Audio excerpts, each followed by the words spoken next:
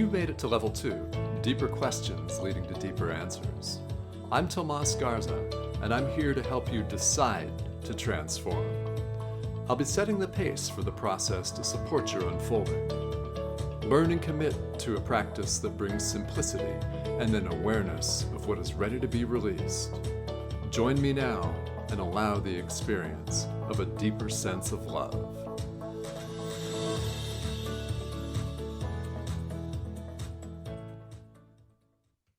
Hello, everyone. Welcome to Decide to Transform. I'm your host, Tomas Garza, and I am going to learn a great deal today from our very special guest.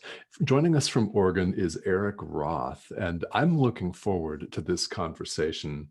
Erik is a shamanic astrologer who's been providing astrological services since 2010. He's also a teacher and author and spent 9 years as the managing director of the Shamanic Astrology Mystery School. He comes from the lineage of the Shamanic Astrology paradigm, a system of astrology that's holistic, archetypically driven, and founded on the three worlds, one of the main principles of this subject of astrology. Exploring the alchemy and archetypical magical ceremonial qualities of the stars, planets, and astrology has been a natural outgrowth of Erik's ongoing vision quest of understanding the nature of who and what we are as souls inhabiting Earth in a physical body. Okay, this is something where, as I just said, I'm going to learn a lot. I'm excited about this. Erik, welcome. Thank you, Tomas. It is absolutely exciting to be here with you today. I'm just super thrilled to be here to talk about this.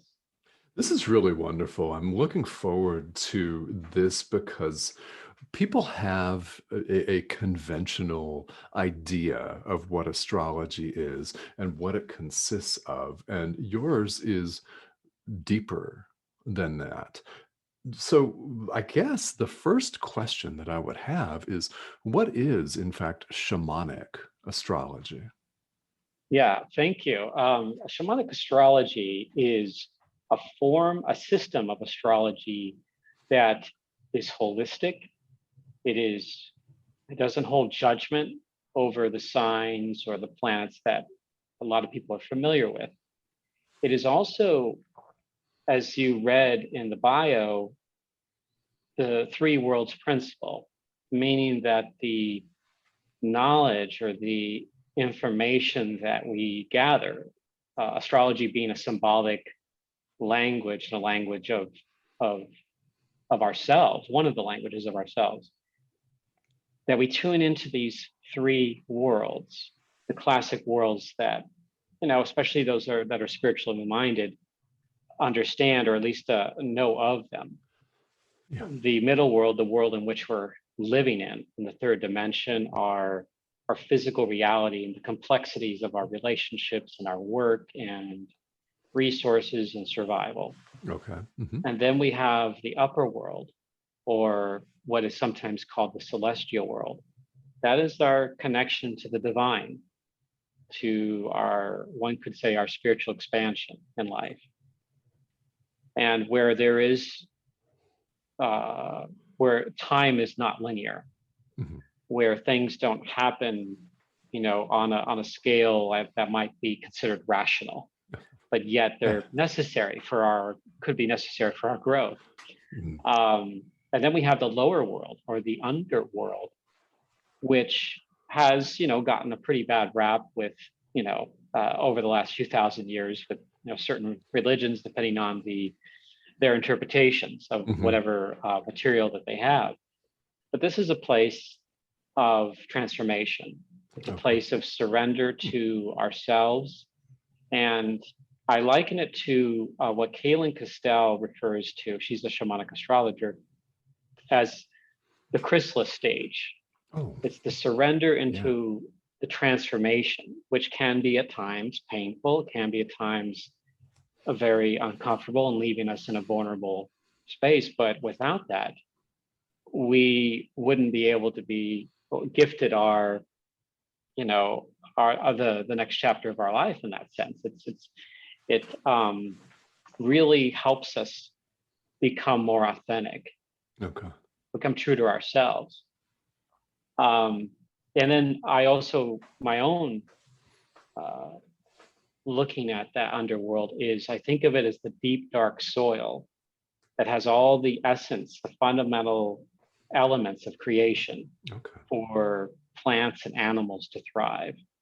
And that's where seeds are born. That's where, we literally are able to connect into the world through that seasonal variation where you have the decay and the fall, and then there's the the rain comes in, and depending on what where on the earth you're at, but then that there's chaos that forms inside there, and then suddenly life springs forth, and you have greenery.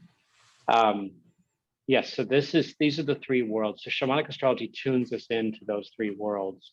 And a lot of the knowledge or the information that I gather and the system connects us to is through that way. And then the archetypes, you mentioned archetypal driven.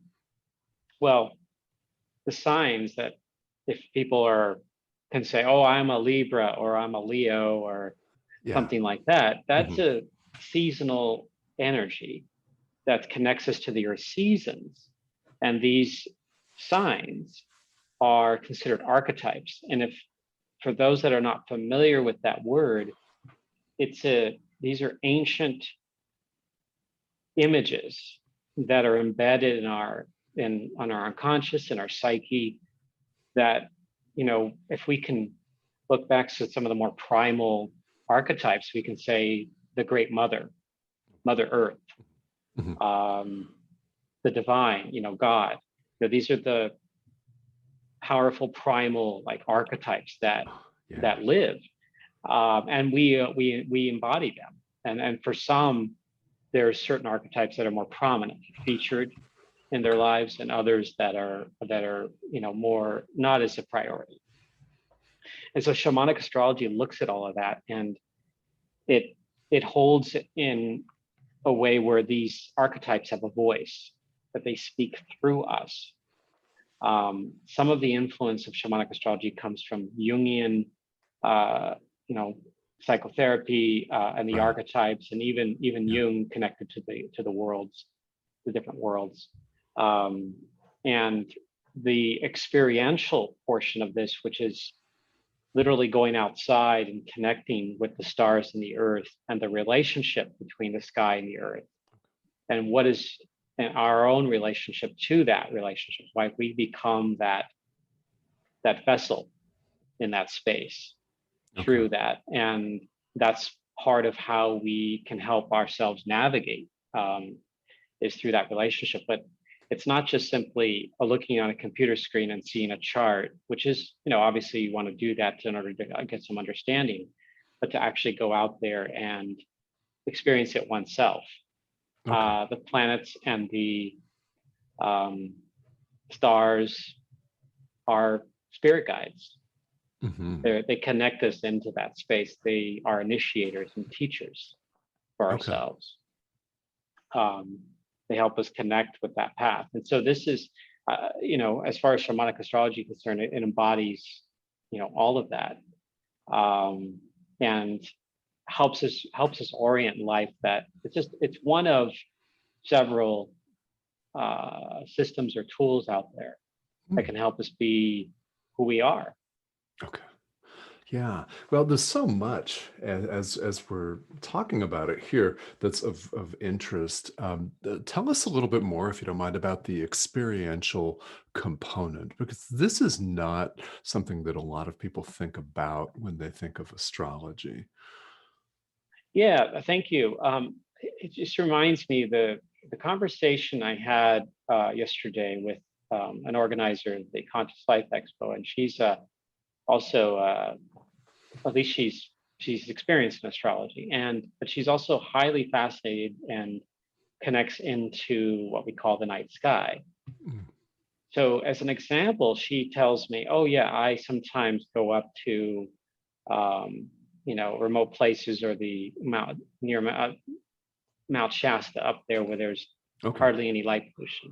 And Right. she's brought astrologers up there, and like they have very little knowledge of like what how the sky is, Mhm. you know, the constellations and the way the planets move and so forth.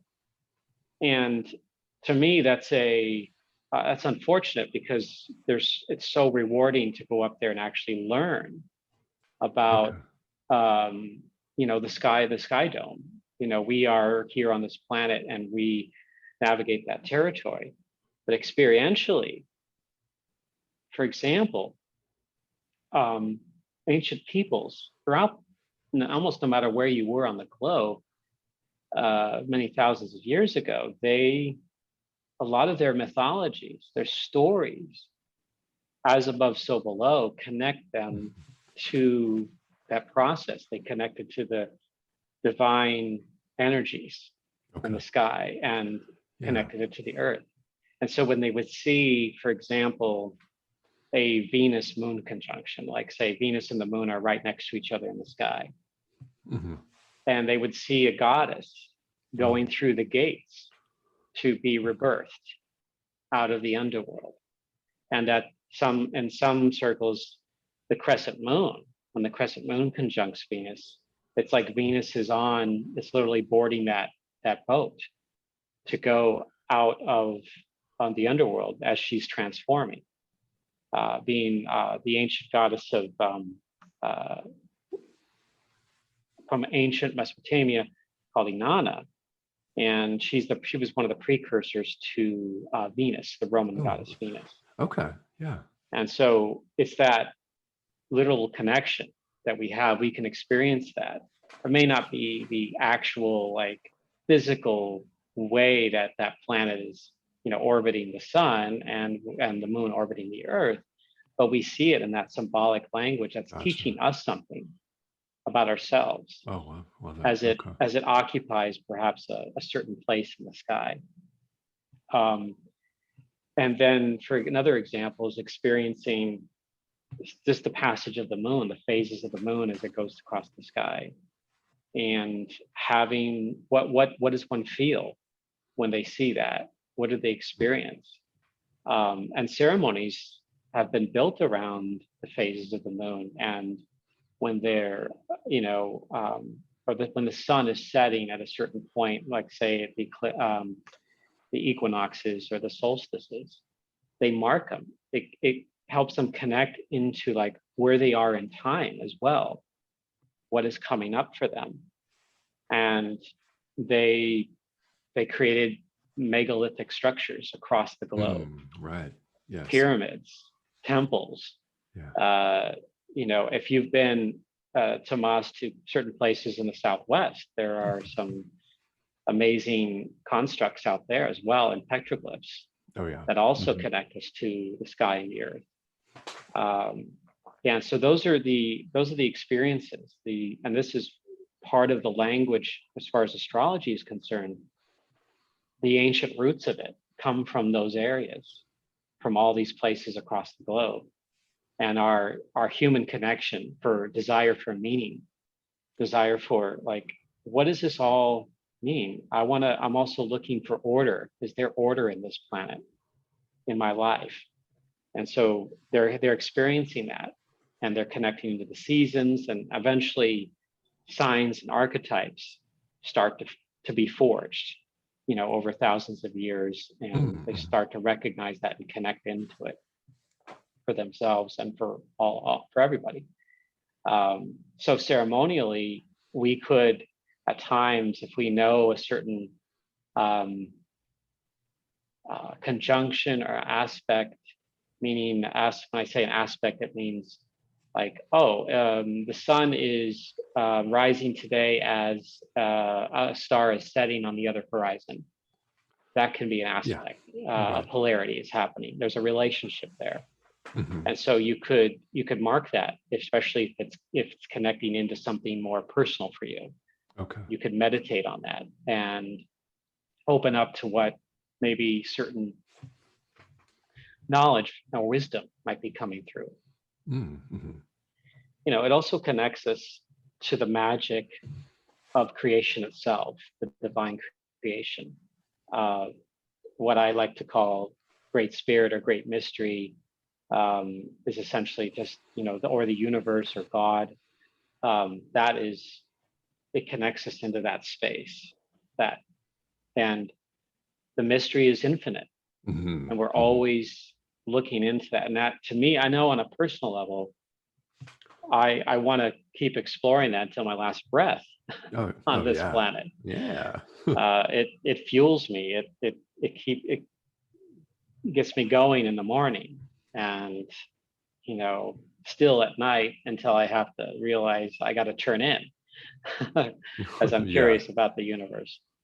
Um, so yeah, so these are the things experientially we're participating in our lives when, for example, if I'm giving a reading to somebody and I say, okay, you've got, say, Saturn going on in your life, it might be good for you. I would suggest actually doing having experiences with Saturn, like going outside if you're able to go and connect with Saturn, like just Okay. like, oh, that light is going to be there, it's going to be in the evening sky for the summer and the fall. It'd be important for you to, I would suggest you to tune into it. Think of it as a spirit guide that Okay. you can Hmm. connect with.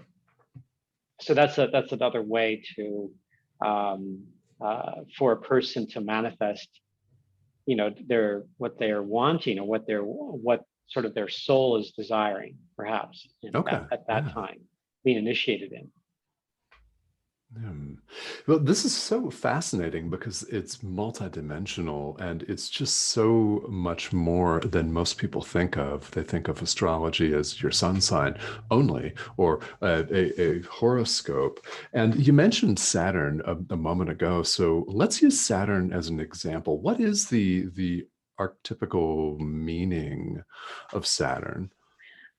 Yes, great question. So in shamanic astrology, in this system, it is looked at as a symbol of growth through limits and boundaries. It represents structure and form and Mhm. our third dimensional, gravitational hold on life. Okay. It actually, on a physical, visual level, visual experience, at least here from Earth, it is the farthest planet that we can reliably see in the sky, out in Right. the solar system. If you go to Uranus, you'd have to have really keen eyes and know exactly where to see it at a certain time of year. Okay. But for Saturn, it's the one that is always visible until it gets into the glare of the sun, like all planets do at a certain time in its orbit, perspective from Earth. So it connects us to the ability to show up for ourselves, Okay. to Hmm. look at our resources and pay attention and go, okay, how do I invest in my own self and my own path? And how can I work hard to do it? It's Mhm. it's it's it's it's the time of a priority list making, Oh, I see. All right. a time where we Oh, kind of, as they say, get your ducks in a row and go, this isn't a time to take risks, not necessarily. It's a time to really connect into and sort of follow the rules to some extent in order to achieve what maybe you want to achieve. And I also liken it to planting the seeds. This is something Daniel Giamario, who created shamanic astrology, planting the seeds for the next 7 generations. But on a personal level, planting the seeds for yourself for the next several years. okay. Um, and so Saturn can be really helpful in that. Now, Mm. I know in certain astrology circles, and some people who are not as maybe not as familiar with sort of the what we call the beneficial side of Saturn, Right. they might have project like, oh no, not Saturn. It's gonna feel too constrictive, and it's gonna be too hard, and I don't want Saturn in my life because I don't, there's a certain resistance to it, Oh, I see. Hmm. because it requires a person to show up, and sometimes they may be off what we might consider off their path. Hmm. Um, Hmm. and I say that loosely because everything happens, in my belief, everything happens for a reason, that there are Sure. no coincidences. Yeah. Yeah. And so a person might be like being led there in a certain way that is not fully healthy. And so Saturn comes in and it might feel hard and constrictive as they keep trying to go down an unhealthy path. Okay. And that's where Sure. that resistance will feel like, oh, Saturn's doing something to me. It's making life harder for me. But in reality, it's trying to show them another way by saying, don't beat your head against the brick wall. That's not the way. Okay. There could be some other ways that require us work. You may have to chip at that wall. You may have to find another path around the wall, and that requires maybe some education, some study. Maybe that requires you to actually, face your truth. Yes. And if you can do that, Yeah. then hey, wow, that is just as half of it right there. And then the other half is actually working with that truth to find that authentic path for yourself. So Saturn shows up in that fashion. I've always looked at it as a powerful motivator to help a person really get what they want in life, but they have to actually show up and do the work. They can't just. It isn't just about sitting back and watching. Are you hearing a noise in the background at all? You're just fine. Yeah. Okay. It's not just sitting back and having a drink or two, but it's actually showing up and doing what you need to do, making the phone calls, sending the emails, going out and doing the important work that you got to do in order to achieve it. Like it's like getting up in the morning and like if you've made appointments that day or the rest of the week, show up. Don't just go, oh, I mean, obviously, if you were authentically like, sick or if there was some other thing going on, then that's obviously something going on. But show up for your appointments if you can do it.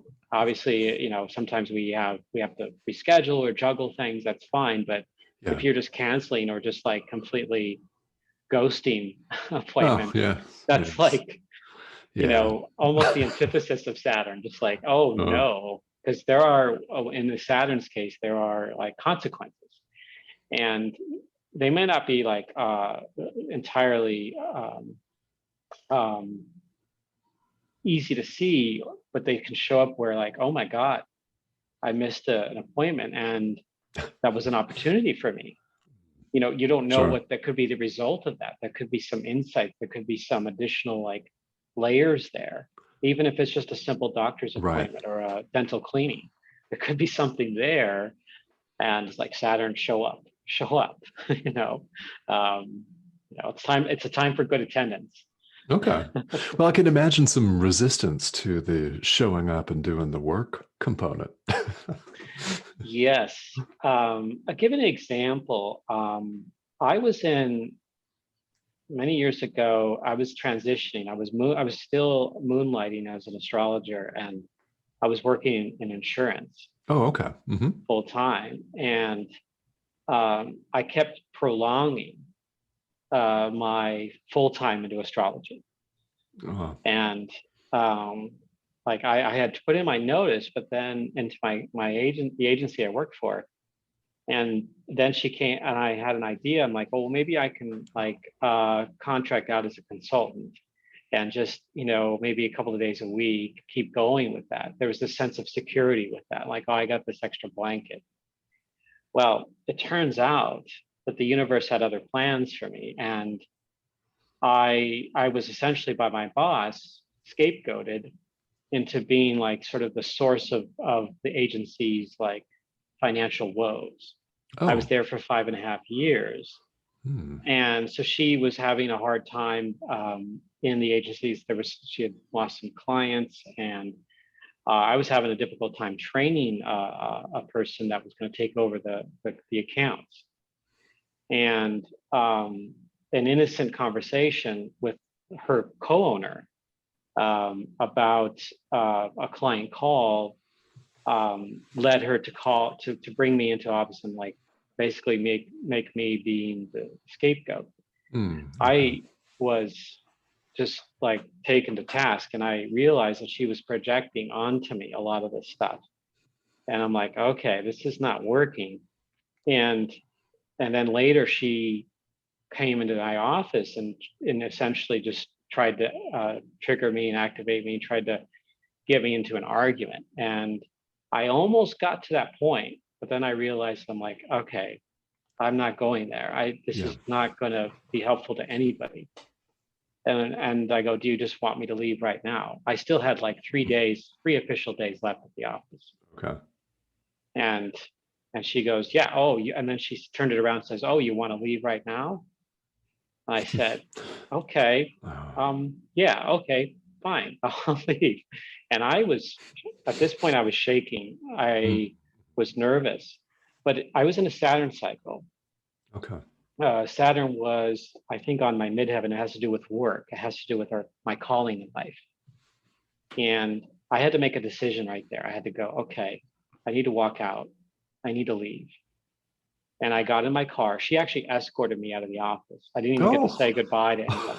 All right. It wasn't Wow. like I was like doing something wrong. I was just like, what is going on here? And so I left and got in my car. And when I was driving home, I literally did not look back. I just said, okay, this is it.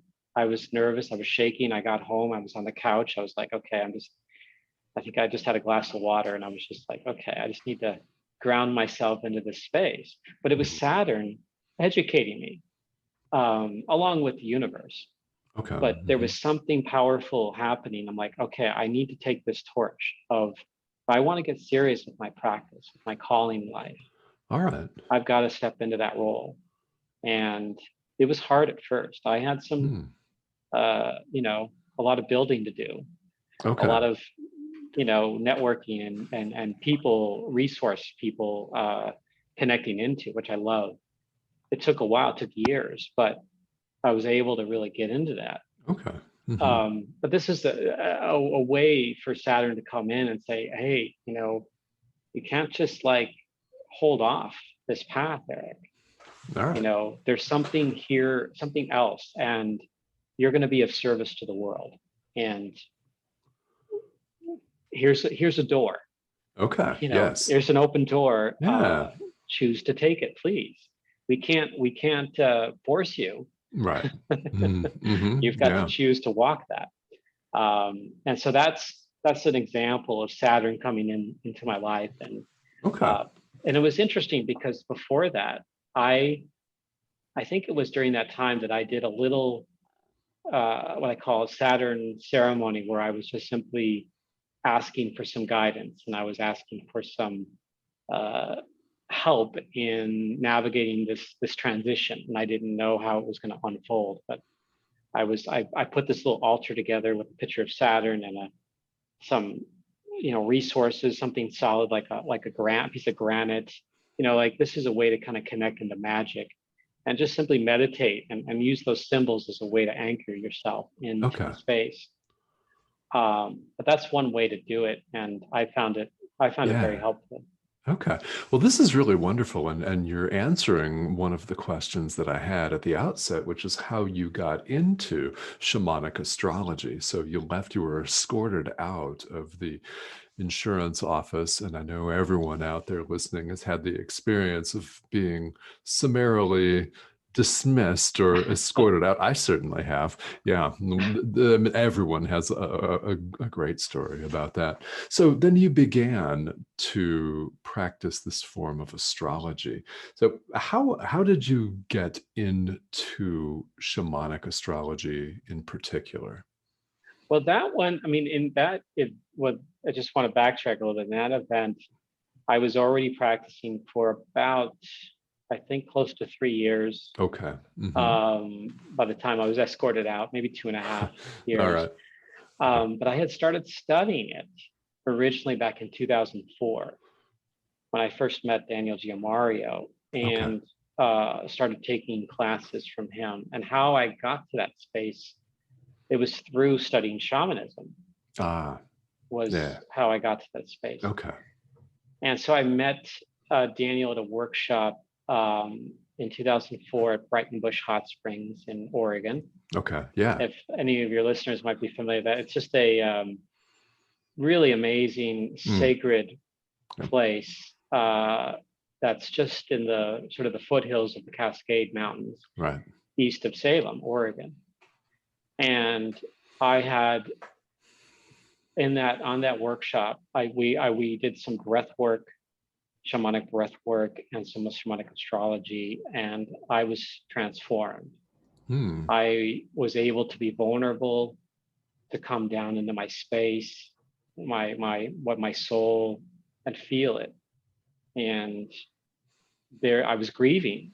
I knew part of my life was going away Okay. Yeah. through that, and that there was something coming, something new and rich and dynamic and heartfelt. And it was in that event that got me into shamanic astrology. And I had been soul searching for maybe about 4 years, Okay. Mhm. studying all kinds of different modalities, and studying about even God, about spirituality, shamanism. Mm. Mhm. I was just taking it all in, and uh, that took me down a path. Um, and I had always been attracted to things that connected into nature, and shamanism was a powerful way to do Yes. that. And so there was a night there at that workshop where Daniel Giamario, took us out of this field, and it was a clear night, and we got to look at the stars, and he taught about some of the stories of the stars, shared the stories, and I was just completely captivated. I was drawn in. I'm like, okay, because Mm. it reminded me when I was 18 and a half ish, going on 19, and I got to see the stars for the first time in my life because I grew up Okay. in LA, Oh, all and right. you could Yeah. see maybe like 7 stars or something from LA. Yeah. Maybe. Yeah. um, Maybe if you're Yeah. lucky. Mhm. But my friends and I drove up to the mountains, and I got to see the star field, and I was that shifted me too, and it gave me kind of a clue into my future, but I didn't know exactly what it was going to be, Oh, yeah. and Yeah. it was like a preview and like a Mm. teaser almost, but yet I felt it in my being. I Okay. felt, one could say they felt the presence of, some people might say they felt the presence of God or Great Mhm. Spirit or the Sure. universe. I felt something very profound like that. Mm. Great. And I knew that part of what I was going to do in life involved the stars in some way. I just didn't know how. Okay. Yeah. And that's actually just kind of gets me into this space, or it's part of the whole thing about curiosity, and just not having, if you have such a hold on expectations about life, it can sometimes dissolve the curiosity in your life. Mhm. Because if you know what's going to come, or if you like, oh, you have such a hold that you might not uncover the mystery of the other possibilities, the other Yeah. potentialities that might show up in your life. Right. Um, and that's been something that has just been a journey of magic for me. Okay. Oh, wonderful. And now here you are practicing this. So what does a shamanic astrology reading look like? When you give a reading for a client, how much more in depth is that than what a conventional astrological reading would look like?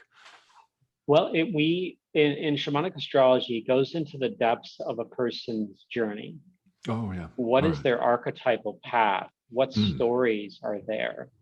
Um, and what stories they might be telling themselves. Oh, yeah. Right.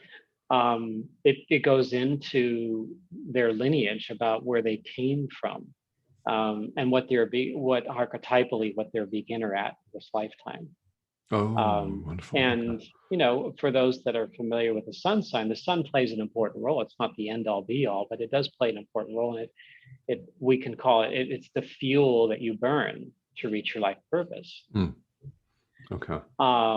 And all of those play an important role. And then I also look at their phase of life, where they are currently, where they're headed, into the future, like not as a prediction, but as an intent. looking at the intent of like the roadmap, which could be the chart. Okay. Yes. And the person has free will to choose what their path is ultimately. And it's my job to help maybe be a guide of sorts, maybe provide some insights into some pressing issues they may be experiencing. Why is there perhaps their marriage on the rocks, or why are they in a spiritual crisis? Well, there's a planet. When I look at the planetary initiators, I can see some of that, and it's not my job to resolve it, but to help them maybe gain insight into themselves. Yes. Okay. And what they could draw out for themselves in their own path. And I can help a person, one of many tools, help a person see themselves more clearly, and maybe in ways they never experienced before. And so and we go in depth into sometimes into some sensitive issues. There is some psychology. I'm not a trained psychotherapist, but if there are greater problems, and if they need to see somebody on that professional level, then I would certainly recommend. I do have a person that I refer people to as a psychotherapist and a trained hypnotist as well. Sure. She comes from a Jungian background, and so it's kind of I've had conversations with her. It's kind of a nice sort of adjunct or other way to experience that. And I've done a session with her, and it's been helpful. But that's just one of the ways a person can get into that. It's just so I give them insights into their chart and to their experience, and I help them as well. I always encourage them to look and connect with the earth and sky for themselves. Okay. And they're always welcome to ask me questions as well during it's an interactive process. It isn't just me reading things, but it's them also like, oh, hey, is there something that I've shared? Is there something you want to share with me? A question you have for me, feel free to jump in with that. And I do my sessions remotely, and now starting to do them in person. Okay. Over, of course, over Zoom and phone. And I'm going to Austin. I'll be doing readings in Austin, Texas, beginning next week, end of next week. Or, at the time of this publication would be beginning on the 15th and 16th. Yeah, coming right up. July. And so, but I also do classes, astrology classes. Oh, okay. And I do video sharings, YouTube channel video sharings, where I just share what's going on and just give people some additional insights about what's happening astrologically, sort of the astrological weather report. Okay, all right. In that, so and I write articles. I'm always exploring, and so when I get some tangent, something I want to explore, writing about it or doing a video about it helps understand what's coming up, or a future podcast. Absolutely. Well, yeah, right. And so your YouTube channel, is the YouTube channel under your name, Erik Roth? Yes. Or okay. Yes. All right. And you can also find it under my business practice in Spiral Nexus. Oh, wonderful. All right. Well, we'll talk about all of the ways that people can get a hold of you in just a moment. But a quick question for you when we're talking about the readings and that it's an interactive process with the person getting the reading. How long does one of these typically take? A first-time reading can be anywhere from 90 to 100 minutes. Oh, wow. Okay. An update, typically about an hour. And there are other ways, like I've done 30-minute readings. If people just want to get a sort of a sense of things. Sure. Or a quick update. And I also do readings like at fairs where they're 15 to 20 minutes. Oh, yeah. All right. Yeah. Yes. Well, and you mentioned sending people out to the stars a few minutes ago. So do they have homework typically?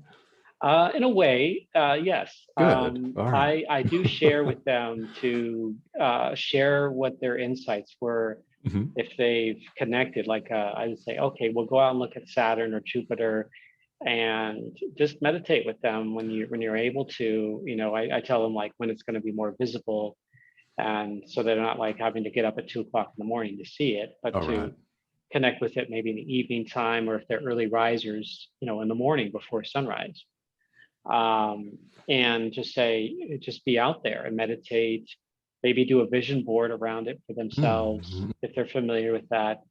And then, you know, they're welcome. I say, you're welcome. Please do share what comes in. If there's something that takes place in your life, maybe some insights, please do share. And I'm always inviting them back to ask me questions later on, and to share their thoughts. But that's their homework essentially. It's a sort of a deepening process for Yeah. themselves. Okay. Yeah, it's again, as we've mentioned here throughout the show, quite a bit different than just a basic sun sign reading. And Yes. it's much more involved. So, Erik, how can people get a hold of you if they'd like to work with you personally to get more information? The best way is through my website, spiralnexus.com. Uh, IN is in Nancy, uh, SPIRAL. So in the word in, and then the word spiral, and then the word nexus, NEXUS, .com. And I have a newsletter. I have, you know, video postings. Then I have a contact information, as well as a readings page that they can actually schedule a reading on there if they chose, if they're ready for that. Okay. But they have the option to do that right there from my website. And Beautiful. my email address is inspiralnexus@gmail.com. Okay. Wonderful. And then again, your YouTube channel that you mentioned, Erik Roth, Yes, Erik Erik Roth. yes, Yes, yeah, Erik with a K. Okay, wonderful, wonderful. And it's inspiralnexus.com, Erik's web address here. Now, yes, you're going to Austin yes. next week. Tell us about that. What are you going to be doing? Yes, thank you. So the weekend of the 17th and 18th of July, we'll be having a little booth table, doing MIDI readings at the Body, Mind, Spirit Expo. Right. And it's at the Palmer Event Center on that weekend. And it's Saturday 10 to 6 and Sunday 11 to 6. All right. So both days. And there's a lot of amazing healers there and speakers there. So if someone's in that area and they want to come by and get a taste of shamanic astrology, and Mhm. maybe visit other practitioners. Yeah, yeah. I know people there that tend to, you know, sell crystals and other, Mhm. amazing things. It's just it really is a very dynamic fair. It's right on not the Colorado River we're familiar with, but it's on the Colorado River of Texas, which is Okay. its own. I was uh, introduced to that by a friend out there. That's part of the reason I'm going, is she runs the Austin Shamanic Center, and she's got clients Oh, that I'm going to do readings for out there. okay. Um, I have I still have some openings if people want to do in-person readings while I'm out there. If they're Okay. visiting Austin, or if they live in that area, or not too far, Beautiful. then that would be part of it. All right. So definitely check Erik out in Austin, July 17th and 18th, that weekend. And if you've never been to Austin, well, then that's a whole nother experience in and of It, itself. it is, It's and great. I'll be available like the 19th, 20th, and 21st. I'll be there as well. All right. So I'm staying for a few extra days uh, to do readings, and to like actually just check out Austin. All right. I want to see it. Yeah. Yeah, it's really wonderful. And this is the Body, Mind, Spirit Expo in Yes, Austin, Texas. Okay, wonderful. And again, it's inspiralnexus.com, and that is the best way. Erik, would you repeat for the listeners your email address again? Yes, it's in spiralnexus@gmail.com. Okay, wonderful. Yes, inspiralnexus@gmail.com. Great way to get a hold of Erik to schedule a reading or to find out more information about his services. Okay, well, I won't be going to Austin next weekend, but it certainly sounds inviting. I would love to do that. Erik, this has been wonderful, and I've learned a great deal about shamanic astrology that I did not know before. And it's wonderful that it's so holistic and it's so in depth, and that people really, really get an opportunity to find out who they really are and see themselves more clearly. So, what would you like to leave the listeners with today?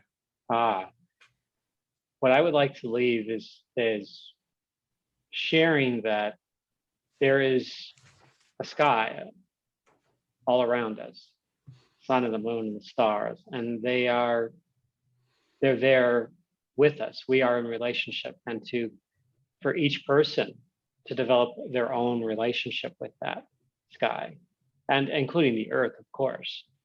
That the stars are guides, the planets are guides, and there's ancient wisdom that comes from countless millennia of ancestry across the planet into us here today that we can tune in. Okay. And just look up into the sky and realize, hey, there's a whole nother realm right there for us to tune in. Yeah. Wonderful. And it's so much deeper than a simple sun sign horoscope that you might see in the paper. Yes, and that could be definitely more on the entertainment level with the newspaper, but there can sometimes be some interesting wisdom that can come through. It's interesting, but definitely not in depth. Right. Yeah, definitely. And what we're looking at here with shamanic astrology is everything in depth. Well, Erik, this has been such a wonderful conversation. Thank you so much for joining me here today. You're welcome, Tomas. It was just an honor to be here, and I was really excited to do this with you today. Wonderful. And as was I. It's been a pleasure. And again, catch Erik in spiralnexus.com. And if you're in Austin, Texas, July 17th and 18th, that's coming right up here in a few days. Check it out, Body, Mind, Spirit Expo, and be sure to visit Erik's website for more information. All right. So much fun, Erik. Thank you so much again. Thank you. Yeah, great to be here. I look forward to another one. Absolutely. We're going to go into more depth because I've thought of, well, dozens of other questions. No surprise. Yes. Wonderful. Beautiful. All right, Erik, thank you so much. Guys, this has been Decide to Transform. Thank you so much for listening and tuning in. Have a great day.